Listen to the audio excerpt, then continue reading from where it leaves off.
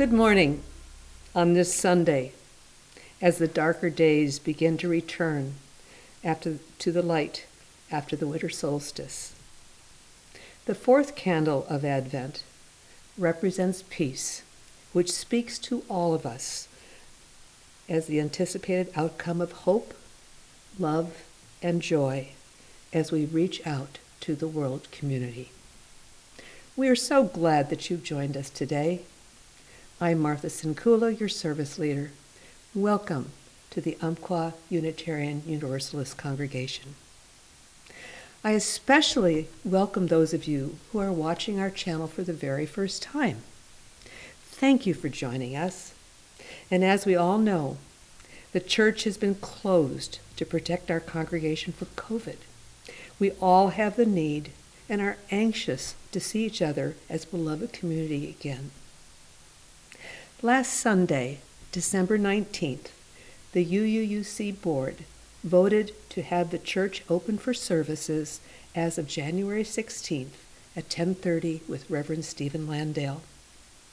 One must be fully vaccinated and masked to attend and must follow the sign-in protocol. You will be asked to register your COVID card with the office. Look for announcements in our weekly UmQuest for that procedure, so you'll know how to take care of that before you arrive.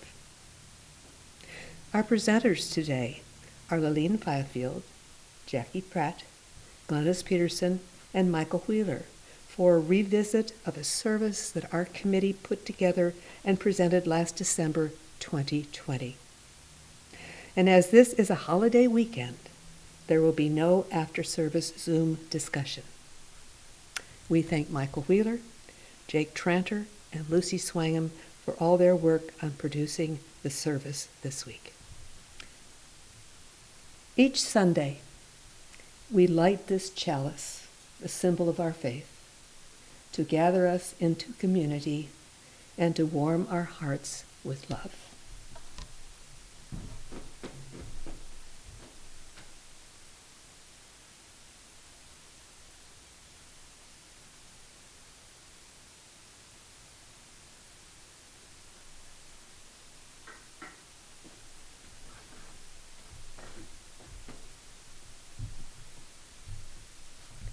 Today, in this season of change, like no other season, our chalice gives us a light of love to follow as we carry our faith into the action of our daily lives in this year to come.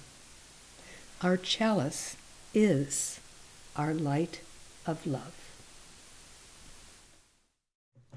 Today, in this season of change, like no other season, our chalice gives us a light of love, as always, to follow as we carry our faith into our daily lives in the uncertain times of this year coming. Our chalice is our light of love. There are other traditions in the world that also use light as a very, very important part of their religion. In many of the world religions like ours, there's a deep spiritual tradition and a faith foundation based on light, as we have experienced with our own Unitarian Universalism. And today I'm going to begin by talking about two. Hanukkah. In the Jewish faith, Hanukkah, which started this year on December 10th, Jews begin this holiday with the lighting of a menorah. This tradition dates back to the 2nd century BCE, when the Holy Land was ruled by Syrian Greeks who tried to force people of Israel to accept Greek culture and beliefs. Struggle developed. And against all odds, a small band of faithful but poorly armed Jews, led by Judah the Maccabee, defeated one of the mightiest armies on earth and drove the Greeks from their land. The Jewish people reclaimed the Holy Temple in Jerusalem and rededicated it to the service of God. The rest of the story may be familiar to many of you. When they sought to light the temple's menorah, they found only a single day of oil available. Miraculously, when they lit the menorah, the 1 day's supply of oil lasted for 8 days. Thus, the menorah has space for 8 candles. Today and throughout all these centuries, Jewish people light 8 candles each of the 8 days of Hanukkah, not for light to see by, not for light for any reason. Candles are lit for the pure light of faith, representing light that is forever, like faith, and not based on any human reason. Faith that can last much longer than 1 night's oil. There are 3 blessings that are said before the candle lightings. They all begin with, "Blessed are you, Lord our God, King of the universe." And the first is, "Who has sanctified us with his commandments and commanded us to kindle the Hanukkah light." The second, "Blessed are you, Lord our God of the universe, who performed miracles for our forefathers in those days and at this time." The third, which is recited only on the first night, is, "Blessed are you, Lord our God, King of the universe, who has granted us life, sustained us, and enabled us to reach this occasion." Listen now to some of that very special experience. Baruch atah Adonai Eloheinu melech haolam asher kitshanu b'mitzvotav v'tzivanu lehadlik ner shel Chanukah. The next religion we're going to talk about is kwanza. Light is also important in the celebration of Kwanzaa. This holiday is a call to celebrate the richness of what it means to have African roots. 7 candles are lit in a kinara, each symbolizing one of the 7 principles of Kwanzaa. A black candle is lit on the first day. The candles are then lit from left to right on the remaining 6 days of Kwanzaa. Red candles are lit after the black candle to symbolize the struggle of the black community. And the green candles are lit last to represent the hope coming from the struggle. Again, light is so important. The 7 candles that are lit, one each day, are dedicated to the 7 principles of Kwanzaa, developed in 1965.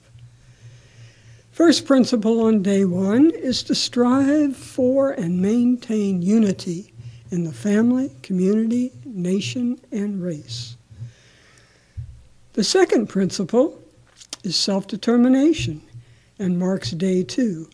The essence of this principle is to define ourselves, name ourselves, create for ourselves, and speak for ourselves. This principle summons a people to write their own narrative. Day 3, the candle is about collective work and responsibility, as is that principle, to build and maintain community together and to make our brothers' and sisters' problems our problems to solve together. That fourth candle and day and principle is about building and maintaining support for our stores, our shops, our businesses, and to profit from them together. Day 5, to make collective vocation the building and developing of our community in order to restore our people to their traditional greatness. 6th candle, creativity. To do always as much as we can in the way we can in order to leave our community more beautiful and more beneficial than we inherited it. And lastly, the candle is about faith. To believe with all our hearts in our people, our parents, our teachers, our leaders, and the righteousness and victory of our struggle. The late Maya Angelou explains in The Black Candle, a 2008 documentary on Kwanzaa, while the first principle of umoja brings us closer and harnesses our strength, the last principle, imani, inspires and sustains our togetherness. Let us have faith in ourselves, in our Creator, in our mothers and fathers, in our grandmothers and grandfathers, in our elders, and in our future, knowing we are more than keepers of our brothers and sisters. We are brothers and sisters. And that is Kwanzaa, celebrated this year and every year from December 26th through January 1st.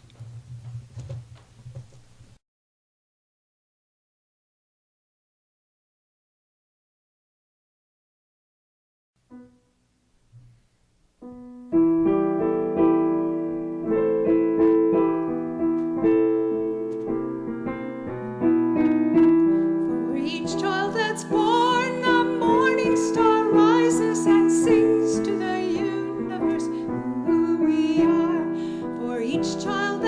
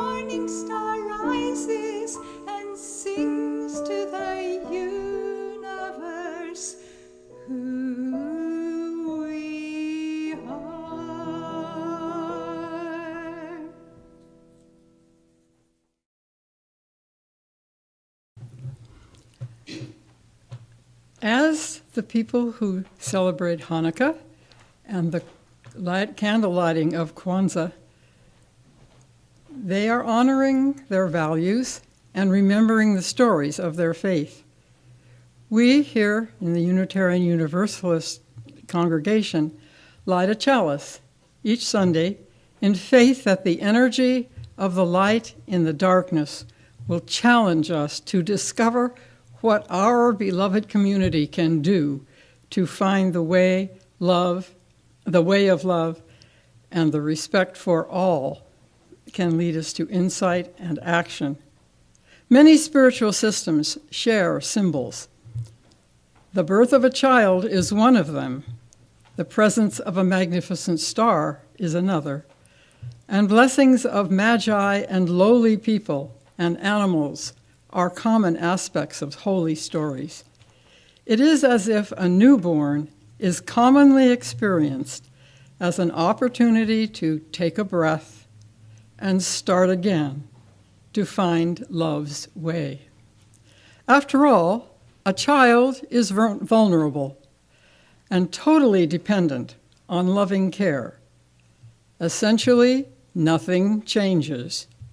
We all do better when our hearts grow amid loving care.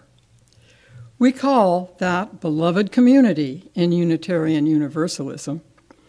We support questions, honoring doubts that lead to enlightened understanding. We learn to trust, to listen, to consider everyone's searching for meaning in life at any given moment. However, the world is happening, so we look to love's way to react and respond in ways that feel like care, not punishment. These are frightening times. We need to be unflinchingly honest about that.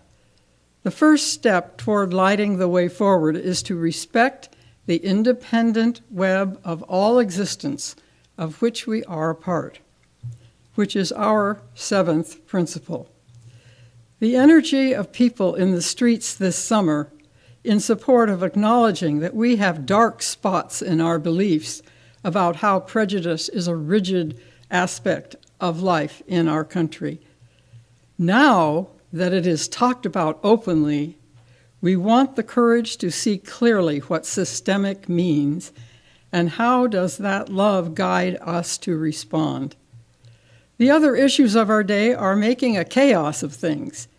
Everything is cracked open, showing its shadows. It is time for the bright light of our imaginations to see that each shadowed function needs to serve us all better and bring loving care into the fore.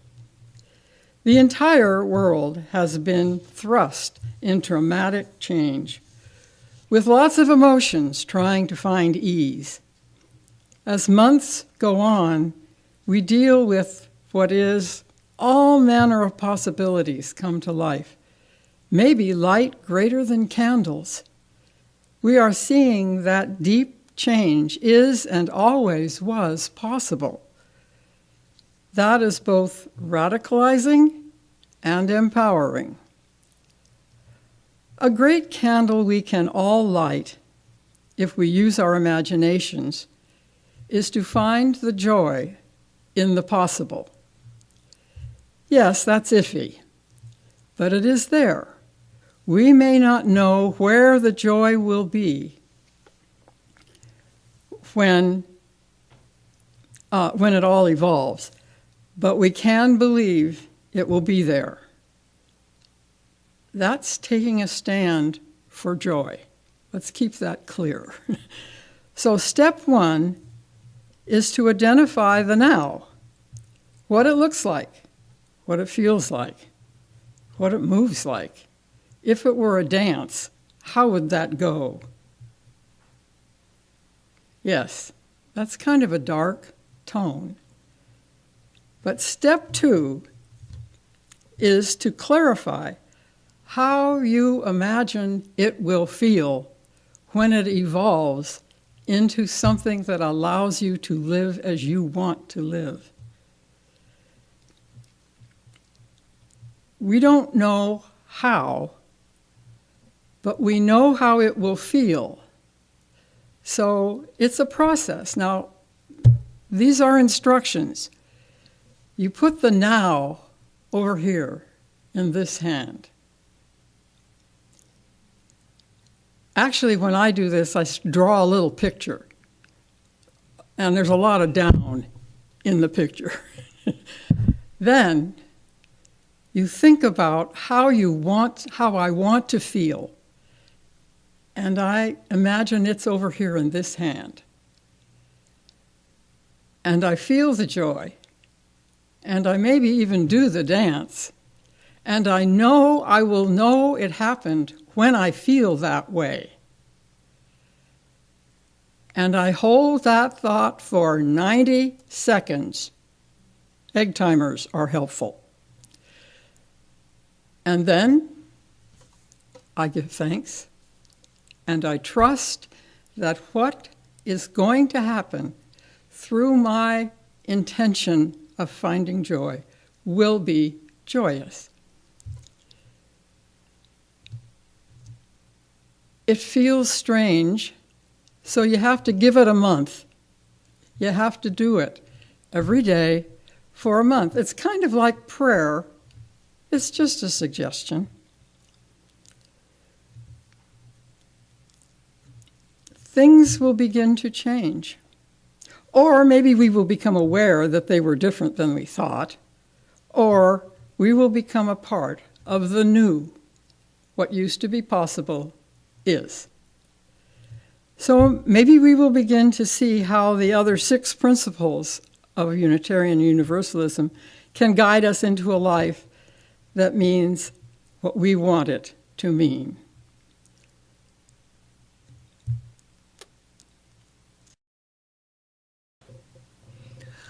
On or around December 21st, pagans around the world celebrate Yule, or the winter solstice, when the dark half of the year gives way to the light half.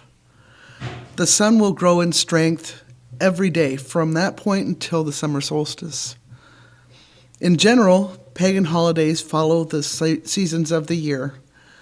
For early pagans, Yule was a time to dance around fires and light candles to encourage the return of the sun. Even in ancient times, it was a time to share food with everyone. As an initiated Druid, I can speak with the most authority about the Druidic traditions, although it is closely related to other pagan traditions such as Wicca. In ancient times, on the night before the Yule festival, a Druid would be sent to the easternmost hilltop with a lantern, where he would hold an all-night vigil and wait for the new sun. When it makes its first appearance, he would then wave his lantern to tell the others the sun is returning. In Celtic traditions, the Yule log was central in Celtic celebrations. Burning a massive chunk of ash, beech, or oak in the family hearth was both a celebration of the returning sun and a way to safeguard the house. The bigger the log, the longer it offered light, warmth, and protection. Its ashes would then be scattered over the field in spring to bring fertility. The pagan Yule log is one of the many ancient pagan practices that modern Christianity has taken and altered to be part of the holiday now known as Christmas.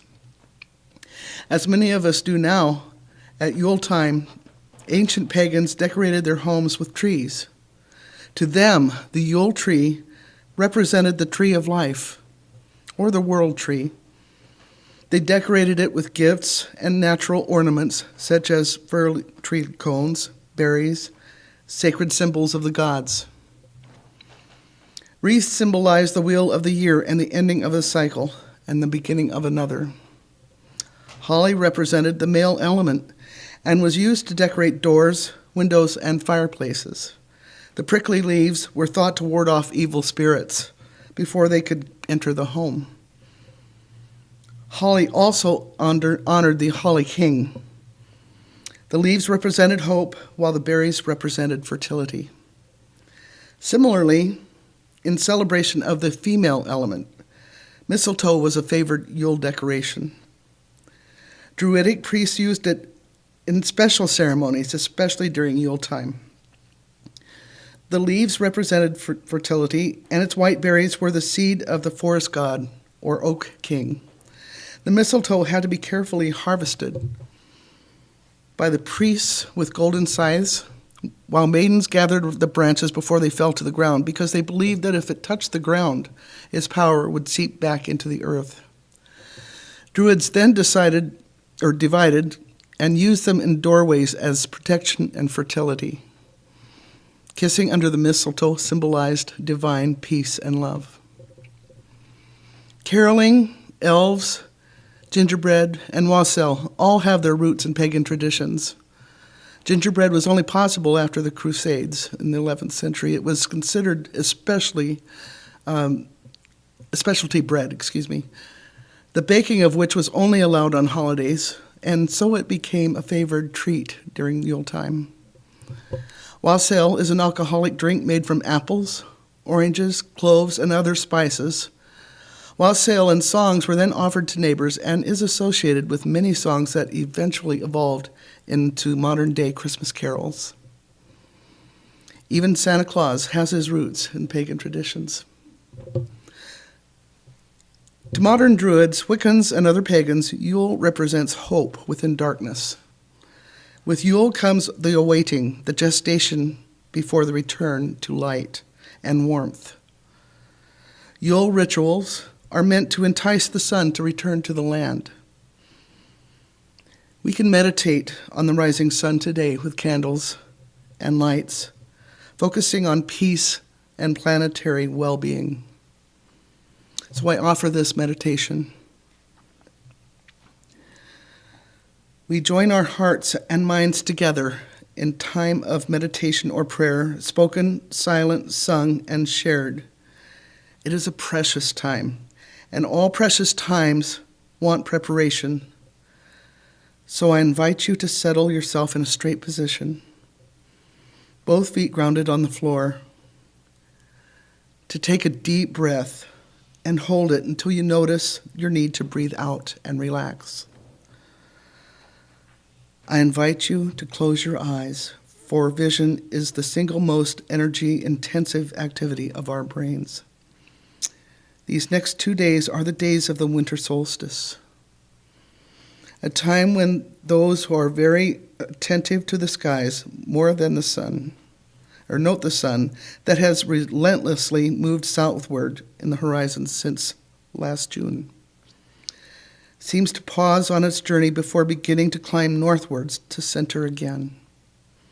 Yule is a time of pause. So pause. Relax. Rest. Be at peace.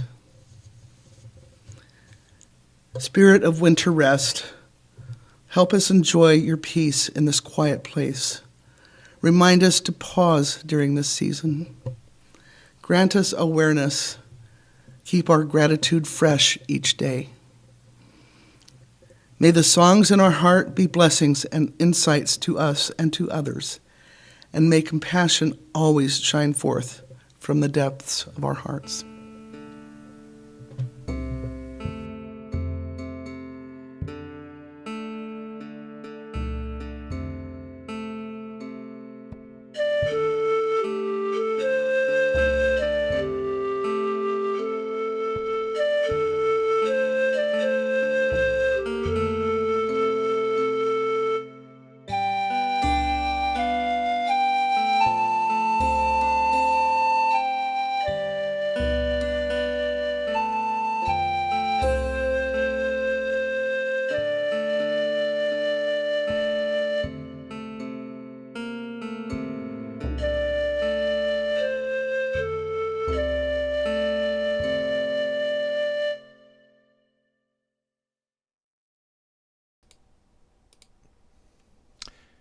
Yalda is a celebration that has great significance in the Iranian calendar. It is the eve of the birth of Mithra, the sun god, who symbolized light, goodness, and strength on earth. Shabi Zahimer is a time of joy. The festival was considered one of the most important celebrations in ancient Iran and continues to be celebrated to this day for a period of more than 5,000 years. Yalda is a Syriac word meaning birth. In the 3rd century, Mithra worshippers adopted and used the term Yalda, specifically with reference to the birth of Mithra. It should also be noted that Yalda comes from the same Indo-European root word as Yule. In ancient Iran, the start of the solar year has been marked to celebrate the victory of light over darkness and the renewal of the sun. The last day of the Iranian month of Azir, which is the 21st of December, is the longest night of the year, when the forces of Ahriman, darkness, sometimes referred to as Angramanu, are assumed to be at their peak. While the next day, the first day of the month of Day, known Koran Ruz, is the 22nd of December, symbolizes the creator Ahura Mazda, the Lord of Wisdom. Since the days are getting longer and the nights shorter, this day marks the victory of the sun over darkness and goodness over evil. The occasion was celebrated and dedicated to Ahura Mazda on the first month of Day, spelled D-E-Y, which occurs between January and December. Fires would be burnt all night to ensure the defeat of the forces of Ahriman. Those would be feasts, acts of charity, a number of Zoroastrian deities honored, and prayers performed to ensure the total victory of the sun that was essential for the protection of winter crops. There would be prayers to God, Mithra, and feasts in his honor, since Mithra is an Izad and responsible for protecting the light of the early morning. It was also believed that Ahura Mazda would grant people's wishes on that day. One of the other themes of the festival was a temporary subversion of order, as the masters and servants reversed roles. The king dressed in white would change place with ordinary people. A mock king was crowned, and masquerades spilled into the streets. As the old year died, rules of ordinary living were relaxed. This tradition, in its original form, persisted until the fall of the Sasanian dynasty, approximately 224 to 651 Common Era, and is mentioned by the Persian polymath Biruni and others in the recordings of pre-Islamic rituals. The Iranian traditions merged into ancient Rome belief systems. The festival, dedicated to the ancient gods of seed time, Saturn, the Romans exchanged gifts, partied, and decorated their homes with greenery, which are traditions that we all see passed on during this season of Christmas.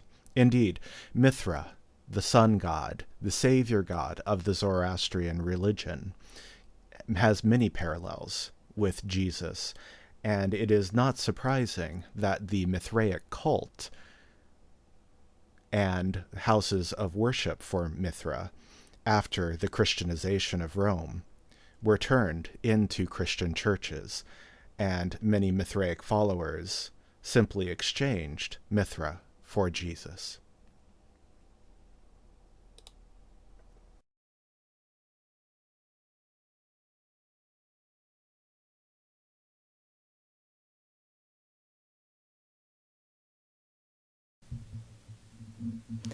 Our closing words are by Deborah Hafner. As we enter another week of uncertainty in the world, let us remember that there's only one side, that of humanity and planet Earth. May we pray for peace. And may we remember to take very good care of ourselves, each other, and those we love.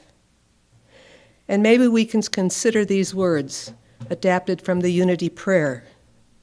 The light of love surrounds us. Love enfolds us. The power of love protects us. Love watches over us. And wherever we are, love is. And now, as I extinguish the chalice, I'd like you to consider these words by Marnie Harmony.